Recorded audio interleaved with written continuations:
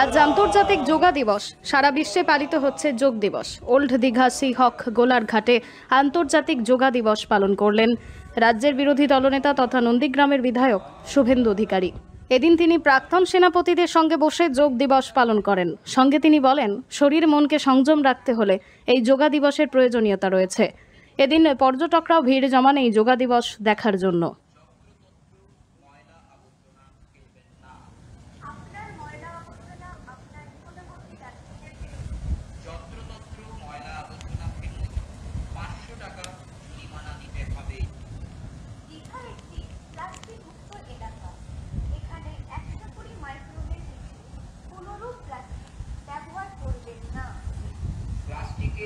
থার্মোকোল, glass, cup, plate, চামচ, carry bag ইত্যাদি ব্যবহার করা আইনত দণ্ডনীয় অপরাধ।